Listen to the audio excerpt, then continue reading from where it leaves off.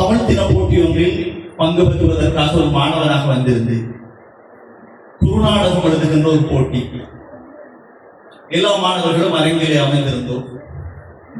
வெள்ளை உடுத்திய சீராக வாரிவிடப்பட்ட ஒரு முதிய மனிதர் ஒவ்வொருவரிடம் வந்து விசாரித்துக் கொண்டிருந்தார். தம்பி, நீ எந்த இடம்? அதுபோல அங்க இருக்கின்ற எல்லோரையுமே அவர் விசாரித்துக் கொண்டிருந்தார். எனக்குள்ளே அப்போது மிகப்பெரிய சஞ்சலம் ஒன்று உருவான. போட்டி நிகழ்ச்சிகளிலே நடுவர்கள் யாரையும் யாரும் கேட்கக்கூடாது. மாணவர்களை பற்றி கேட்பதிலே பல பிரச்சனைகள் இருக்கிறது. அடையாளம் சார்ந்த பிரச்சனையும் இருக்கிறது. சில வேளை அவர் இந்த பிரதேசமாக இருக்கலாம், இந்த பாடசாலையாக இருக்கலாம், இந்த இனமாக இருக்கலாம். அதனால் சில பக்கச்சார்புகள் இடம்பெறலாம் என்ற பயம் எங்களிடம் அந்த நேரத்திலே ஊட்டி வளர்க்கப்பட்டிருந்தது. எனக்கு அது மிகப்பெரிய சங்கடமாக இருந்ததால் நான் அந்த இடத்திலே எழுப்பி, ஐயா, நீங்கள் இப்படி எங்களை விசாரிக்க கூடாதா, இது பக்கச்சார்பாக நடந்துவிடும் இந்த போட்டி என்று நான் என்னுடைய கருத்தை பதிவு செய்தேன். அங்கே இருந்து ஒருவர் ஓடி வந்தார். என்னை பிடித்து உலுக்கினார். தம்பி, நீ யாரிடம் பேசுகிறாய் என்று தெரியுமா? இவர் தான் வானா ஆனா ராசரத்தினம் என்று சொன்னார். எனக்கு உண்மையில் வானா ஆனா ராசரத்தினம் என்றால் யார் என்று தெரியாது. ஆனால் அந்த சம்பவம் எனக்குள் மிகுந்த பாதிப்பை ஏற்படுத்தியது. நான் போட்டி முடித்ததற்கு பிறகு அவரை சந்தித்து மன்னிப்பு கேட்டேன். அதிலிருந்து நான் வானானா ராசரத்தினத்தை தேட ஆரம்பித்தேன். அவர் என்னை தேட ஆரம்பித்தாரோ தெரியாது. இந்த பயணம் அவர் பிறந்த மண்ணில் இன்று வந்து முடிந்திருப்பது மிக முக்கியமான ஒரு அம்சம். அதுபோலதான் அனாமிகா பண்பாட்டு நிலையம் என்று சொல்லப்பட்டது.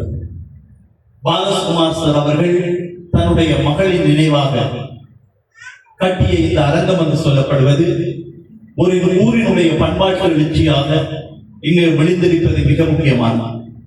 வானானா ராசரத்தினம் அவர்கள் எவ்வாறு மூதூரை ஆலங்கணியை ஒரு கனவு பிரதேசமாக கண்டாரோ அல்லது ஒரு வெண்மண கிராமமாக அவர் பார்த்தாரோ, அதுபோல அவருடைய தலைமுறை என்று சொல்லப்படுகின்ற சுகுமார் சார் அவர்கள் தொடக்க வைத்த இந்த அனாமிகா பண்பாட்டு நிலையம் என்பது அதனுடைய ஒரு மறுபுரட்சியாக காண்கிறேன்.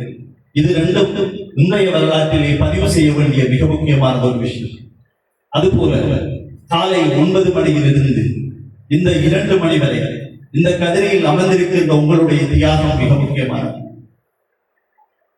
2 மாவட்டங்கள் தாண்டி மிக தொலைவில் இருந்து அதிகாலை 4 மணிக்கு எடுத்த பயணம் இன்று இதுவரை வந்திருக்கின்ற எங்களுடைய தியாகமும் மிக முக்கியமானது. ஏனென்று சொன்னால் இன்று நாங்கள் வானா ஆனா அவர்களை பற்றி பேசினோம். குறிப்பாக வானா ஆனா ராசரத்தினத்தை பொறுத்தவரையில் அவர் பற்றிய ஆய்வுகள் மேம்பட வேண்டும் என்று சொல்வதுதான் இன்று சொல்கின்ற நான் மிக முக்கியமான ஒரு அம்சம்.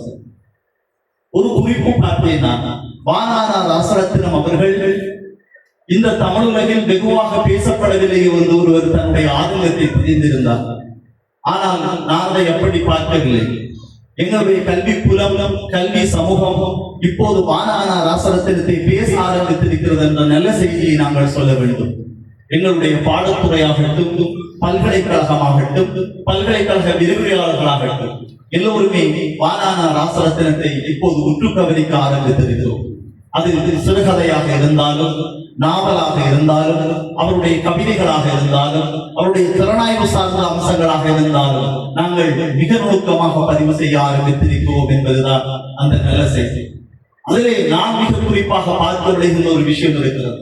வானானா ராசரத்தினத்தை ஒரு சிறுகதையாளராக, ஒரு நாவலாசிரியராக தனியே குறித்துவிட முடியாது. அவருக்குள்ளே ஒரு ஆழ்ந்த திறனாய்வும் ஒரு விமர்சன நோக்கும் இருந்தது என்பதை நாங்கள் பார்க்க வேண்டும். அது மிக முக்கியமான ஒரு அம்சமாக சொல்லப்பட வேண்டும். அதற்கான அடிப்படை அவருடைய எழுத்திலே இருப்பதாக நாங்கள் சொல்ல